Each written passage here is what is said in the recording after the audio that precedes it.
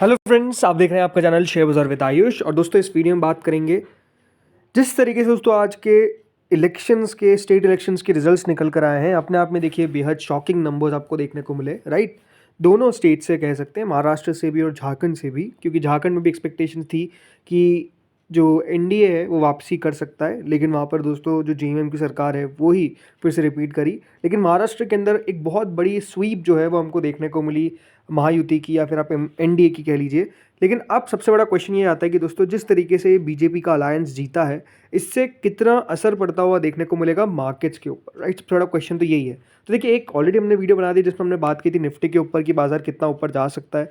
Markets के अंदर दोस्तों मंडे को गैप अप तो एक एक्सपेक्टेड है। हाँ, कितना बड़ा गैप अप होगा ये अपने आप में क्वेश्चन हो सकता है, लेकिन बाजार में मंडे को एक ट्रिगर रैली जो है वो हमको देखने को मिलेगी, क्योंकि जिस तरीके के आज नतीजे निकल कर आए हैं और जिस तरीके का एक लार्ज मैंडेट जो है वो मिला है इनकम्बेंट गवर्नमेंट को, ये अपने आप में दोस्तों दिखाता है कि इन्वेस्टर्स का कॉन्फिडेंस जो है वो डेफिनेटली इससे बूस्ट होता हुआ नजर आएगा। क्योंकि जिस तरीके के दोस्तों जब नतीजे आते हैं उसका असर जो है वो आपको ओवरऑल मार्केट्स में देखने को मिलता ही है, क्योंकि इस तरीके का नतीजे दिखाता है कि इस लोगों को सरकार पर भरोसा है, इकोनॉमिक पॉलिसीज़ पे भरोसा है।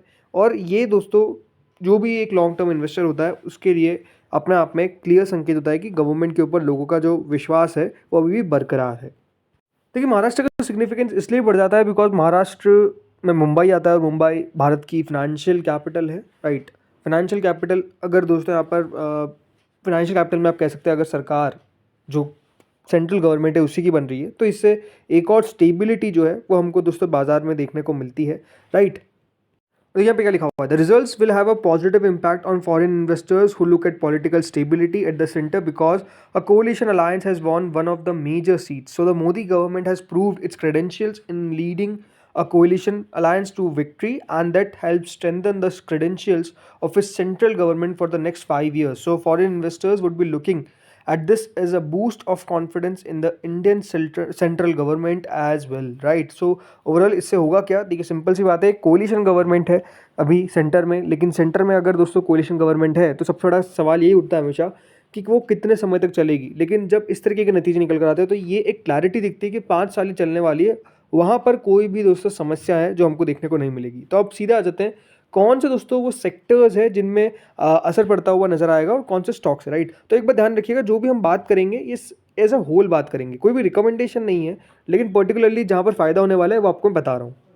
सो फ्रेंड्स, पहली जो कंपनी आती है वो है यहाँ पर रेलवे सेक्टर से आईआरएफसी। राइट, आईआरएफसी ये ऐसा शेयर था जो पिछले 6 महीने में आप देख सकते हैं ऑलमोस्ट 23% गिरा है। लगातार दोस्तों एक गिरावट देखने को मिली है। राइट, रेलवे पूरा पैक ही अगर आप देखेंगे तो गिरता हुआ नजर आया, लेकिन अगर आप लास्ट 5 साल देखेंगे तो आईआरएफसी ने पिछले 5 साल में 473% के रिटर्न दिए। जब से लिस्ट हुआ है तब से दोस्तों 473% रिटर्न जो है वो आपको स्टॉक देता हुआ नजर आया। और जैसे मैंने कहा, मेजरली अगर आप देखेंगे रिटर्न जो है वो कुछ ही कम समय में हमारे बनते हुए नजर आ गए। क्यों? बिकॉज नो डाउट दोस्तों यहाँ पर गवर्नमेंट स्टेबिलिटी का फोकस था, लगातार सरकारी शेयर्स चल रहे थे। वहीं जो दूसरी कंपनी आती है वो भी दोस्तों इसी सेक्टर से है, लेकिन आरवीएनएल नाम है इसका। पिछले 6 महीने में यहाँ पर भी अगर आप देखेंगे तो तेज़ी अभी भी दिखती है 13% की, लेकिन यहाँ गिरावट होती भी नजर आई है ऊपरी स्तर से। शेयर 647 से आज 422 पर ट्रेड कर रहा है। लास्ट 1 महीने में 4-5% गिरा है, लेकिन पिछले 5 साल में यहाँ पर रिटर्न्स आप देखेंगे तो मोर देन 1600% के देखने को मिलते हैं। तो रीज़न क्या है इन दोनों को पिक करने का? सिंपल सी बात दोस्तों, गवर्नमेंट स्टेबिलिटी, रेलवे सेक्टर के अंदर जिस तरीके से लगातार दोस्तों सरकार इन्वेस्टमेंट कर रही है। राइट, तो उसका एक फ़ायदा जो है वो इस कंपनी को मिलता हुआ नजर आया है। हाँ, ये बात ध्यान रखिएगा, कंपनी के फंडामेंटल्स बहुत इंपॉर्टेंट है। अभी जिस तरीके के इनके नतीजे निकल कर आए थे, अगर आप नतीजे देखेंगे आईआरएफसी के, तो नतीजे में कंपनी ने ठीक ठाक ग्रोथ करी थी, बट अगेन बहुत ज़्यादा ग्रोथ नहीं कर पाई थी, ये बात सही आपको देखने को मिलेगी। तो हाँ, कंपनी को नंबर्स इंपॉर्टेंट है कि अच्छे पेश लगातार करने पड़ेंगे तब जाकर दोस्तों बाजार रिवॉर्ड देगा। बट हाँ, कल के दिन ये शेयर्स में तेज़ी होने की एक्सपेक्टेशंस है। फिर दोस्तों तीसरी कंपनी आती है, ये है मज़गांव डॉक शिप बिल्डर्स। पिछले 6 महीने में गिरावट अगर आप देखेंगे तो यहाँ पर देखने को जरूर मिली है, लेकिन स्टिल 27% रिटर्न आपको देखने को मिल जाएंगे। ये शेयर भी दोस्तों अपने हाई ऑलमोस्ट 5,860 से आज 4,000 रुपये के लेवल्स पर मिल रहा है। पिछले 5 सालों में यहाँ पर भी आप नोटिस करेंगे तो दमदार तेज़ी बनती हुई नजर आई, दमदार रिटर्न्स इन्वेस्टर्स के बनते हुए नजर आए। लेकिन हाँ, यहाँ पर भी एक, जैसे मैंने कहा, क्योंकि अच्छे नतीजे निकल कर आए तो ये भी शेयर फोकस में रहने वाला है। तीसरी दोस्तों कंपनी का, चौथी कंपनी आती है डिफेंस सेक्टर से, जिसका नाम है एचएएल। 3% हमको बढ़ता हुआ देखने को मिला था ये फ्राइडे के सेशन में, लेकिन लास्ट 6 महीने में यहाँ पर आप देख सकते हैं 17% स्टॉक करेक्ट होता हुआ नजर आया, और जो उसका हाई है 5674 का, वहाँ से स्टॉक नीचे ही दिख रहा है। देखिए एचएएल भी, क्योंकि डिफेंस से जुड़ा हुआ कंपनी है और एचएएल फोकस में रहेगी रहेगी, क्योंकि जब दोस्तों सरकार पे लोगों का विश्वास है तो डिफेंस सेक्टर भी फोकस में रहता हुआ नजर आएगा। अब ये बात ध्यान रखिएगा, मैं ऑलमोस्ट सरकारी कंपनीज आपको देखने को मिलेगी, बिकॉज इन सब कंपनीज पे ही याद रखिएगा सरकार का फोकस अभी करंटली चल रहा है, राइट। डिफेंस में स्पेंडिंग आप देख सकते हैं, रेलवे सेक्टर में आप स्पेंडिंग देख सकते हैं, तो पॉलिसी कंटिन्यूटी जिसको हम बोलते हैं वो लगातार रहती हुई नजर आएगी। देन इसके बाद दोस्तों अगली कंपनी है SBI, state bank of India. SBI दोस्तों काफ़ी पिछले हफ्ते वॉलेटाइल था, राइट, तेज़ी से नीचे जाता हुआ नजर आया, बट वापस से बढ़ भी गया ये कल के दिन, क्योंकि अडानी ग्रुप पे खबर निकल कर आई, क्योंकि कंपनी का एक्सपोजर है। बट अगेन जिस तरीके के दोस्तों नतीजे निकल कर आए, एक बात आप साफ देख सकते हैं कि फाइनेंशियल पॉइंट ऑफ व्यू से भी बहुत बड़ी इशू नहीं है। उस दिन एसबीआई ने मेरे सबसे जो रिएक्शन दिया था वो थोड़ा सा एग्रेसिव रिएक्शन था, राइट, ज़्यादा ही रिएक्शन इसने दे दिया, लेकिन अब देखिए स्टॉक ने रिकवरी करी, बल्कि दिन के हाई के करीब जाकर शेयर बंद हुआ। आई थिंक यहाँ पर भी एक अच्छी तेज़ी देखने को मिल सकती है और एसबीआई भी लीड करता हुआ नजर आ सकता है, इस प्रकार की एक्सपेक्टेशंस है। देन इसके बाद दोस्तों एक और कंपनी आती है एलएनटी। इसके पीछे का रीज़न क्या है? देखिए सरकार का लगातार फोकस है इंफ्रास्ट्रक्चर के ऊपर, पैसा सरकार लगातार खर्च कर रही है सेक्टर के अंदर, और एलएनटी इसीलिए दोस्तों बढ़िया किया है पिछले 6 महीने में। यहाँ पर भी अगर आप देखेंगे तो थोड़ा सा शेयर में गिरावट देखने को मिला, शेयर ज़्यादा चला नहीं, लेकिन लास्ट एक साल में रिटर्न्स अभी भी आप देखिए 18% के, और पिछले 5 साल में मोर देन 161% के।